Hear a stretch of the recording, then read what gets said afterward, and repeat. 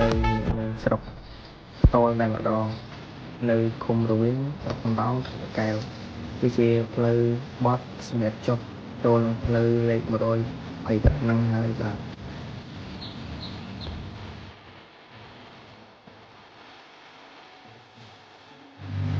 នេះជាសកម្មភាពដែលគ្រឿងចាក់បំរុងនៅបាញ់កៅស៊ូបន្តមកចាក់ថ្ម12ដើម្បីក្រាបបន្តមកបងគាត់ជួលនឹងបង្ហាញនៅសកម្មភាពកម្ដៅរបស់កៅស៊ូថានៅក្នុងកម្ដៅស៊ូមានប៉ុន្មានអង្សា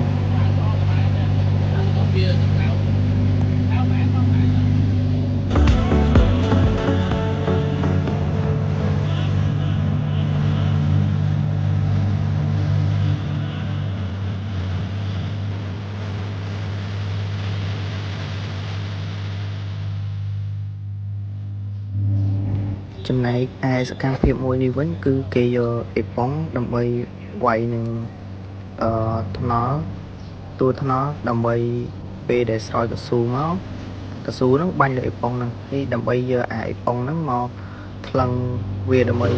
ស្វែងរកទិន្នន័យដែលកស៊ូបាញ់នៅលើបំរាលផ្លូវ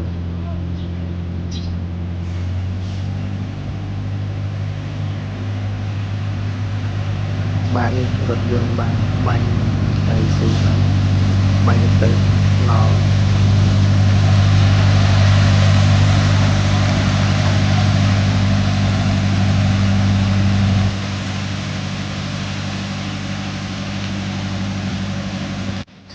បាទនេះបន្ទាប់ពីបាញ់កស៊ូ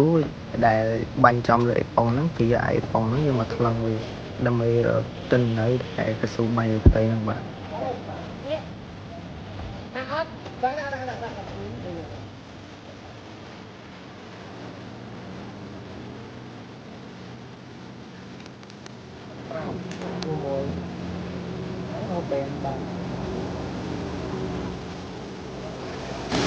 ្ទាប់មកគឺបានស្រោចថ្មពីលើផ្ទៃកស៊ូចំណែកឯខាងមួយវិញគឺដើម្បីយកថ្មហ្នឹងគេយកមកកណនាដើម្បីដឹងបរិមាណរបស់វាធៀបនឹងកៅស៊ូយើងគិតស៊ូនៅក្នុងអពុទ្ធនៃផងគឺមានណាដើម្បី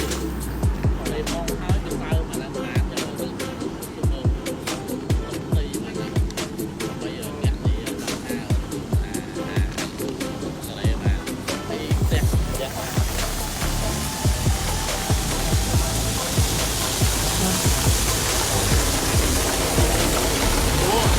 នេះជាកាតូសម្រាប់ដាក់ថ្មដើម្បីថ្លឹង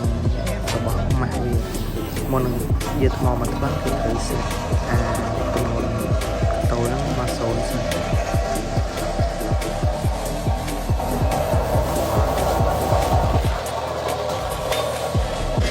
បន្ទាប់មកយកបានយកថ្មហ្នឹងយកមកដាក់លំដើម្បីដឹងថាទម្ងន់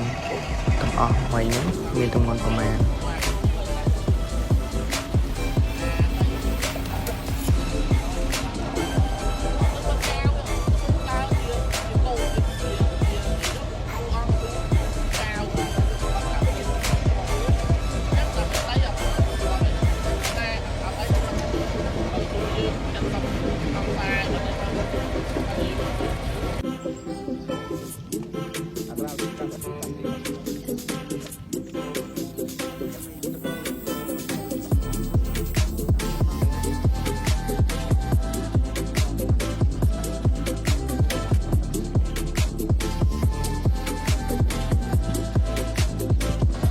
បន្ទាប់ពីស្រោចកៅស៊ូនិងស្រោចថ្មហើយគេបានយករឡូដើម្បីកិនវាចំណែកឯវីដេអូនេះមានតែប៉ុណ្្នឹងទេខ្ញុំសូមអរគុណសម្រាប់ការទស្សនា